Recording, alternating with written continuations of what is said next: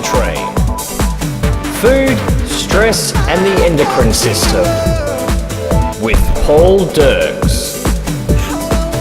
Hello, Paul Dierks here with the Time to Train program. I'm the USA ambassador. Here to talk to you a little bit about what we call the endocrine system. Okay, I left off speaking to you about food allergens and nutrients. It's a good place to start off.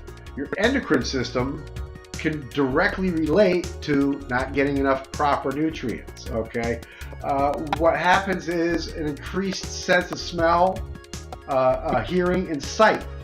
And we can all relate to this because when we're hungry and you walk into a restaurant, food smells intense. If you're full and you walk into the same restaurant, you barely even notice the smell of the food at all. This is a response of your endocrine system. And your endocrine system can directly tie to how you think and how you process information and your emotional response. Okay, so where I left off talking about food allergens and that lack of nutrients, this can cause an endocrine response where your body is pumped full of adrenaline and corticosteroid to raise these senses, to get you a little bit more energy to go out and seek out food. This is a natural response. Okay, so improper food and improper nutrient. Another thing that can affect your endocrine system, we're all familiar with, is lack of sleep. If you don't get enough rest, how many of us get cranky?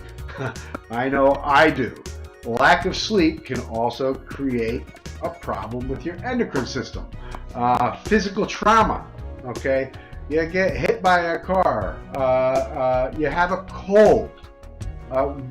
Again, your body responds through endocrine system, corticosteroids, and adrenaline.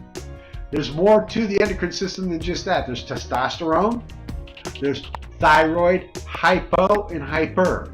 Hypo, you're logy. Hyper, you get too much, okay, of your thyroid. There's other hormones involved in all this, but, okay, we're going to stick to what affects it, okay? So I've spoken about physical trauma, emotional trauma. You're going to school today and you're worried about that bully. You go to school today and you have a huge test and you didn't study enough.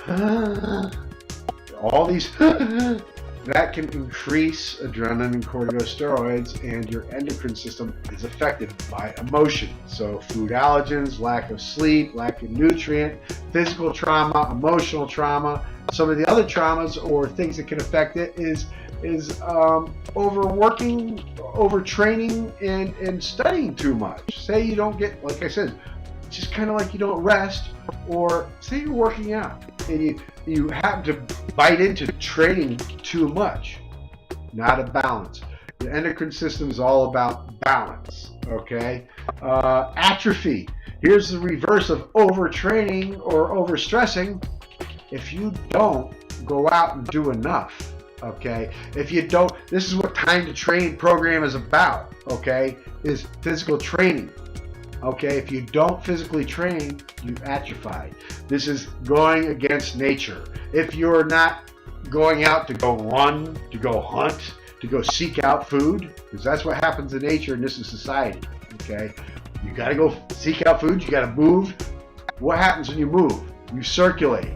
You increase everything. You sweat. You get rid of toxins. You increase blood flow to your brain. You increase blood flow to your hands, to your feet. Okay, so not working out enough can be as damaging to your endocrine system as working out too much. Show me what to do.